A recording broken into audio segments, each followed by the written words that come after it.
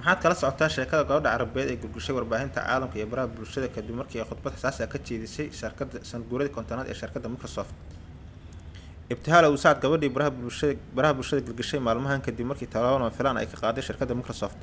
Ibtihaal waa gabar u dhalatay dalka Morocco kana qalin jabisay jaamacadda Harvard, haatan ka qayb xubnaha ka shaqeeya shirkadda ugu weyn ee dhanka internetka ee Microsoft, gaar ahaan qaybta garaadka macmalka ee AI ayaa baraha bulshada qabsatay kadib markii qayb gashay xafladda sanadguuradii kontonaad ee shirkaddaas.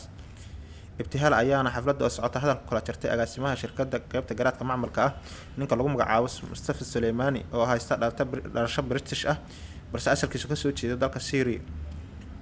Iyadoo hadalkeeda wadata waxayna tiri waxaad sheeganaysaa in garaadka macmalka uu adeegsanayo dhanka wanaagsan, balse Microsoft waxay hubka garaadka macmalka ka iibisaa Israa'iil.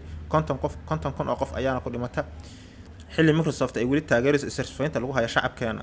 Ibtihaal ayaana tallaabadan go'aansatay kadib markii ay hubsatay in shirkadda si cad u maalgeliso taageerto ciidanka Israa'iil, iyadoona ka taageerta dhanka tiknoolajiyadda garaadka macmalka ah. Marka ay sidaas leedahay, waxaa goobta fadhiya milkiilaha Microsoft Bill Gates iyo xubnaha ugu sarreeya shirkaddaas. Tallaabadan Ibtihaal qaaday kadib waxaa dibadda looga saaray goobta xafladda, waxaana haatan lagu wadaa in lasoo gabagabeeyo shaqadeeda muddo 3 sano bar ay shirkaddaas u haysay. Tallaabadan ay Ibtihaal qaaday ayaana si weyn looga hadal hayaa warbaahinta caalamka iyo baraha bulshada, waxaana xusid mudan in sheekadan ay noqotay sheekada lagu akhriska badan yahay shabakadda Al Jazeera saacadihii la soo dhaafay.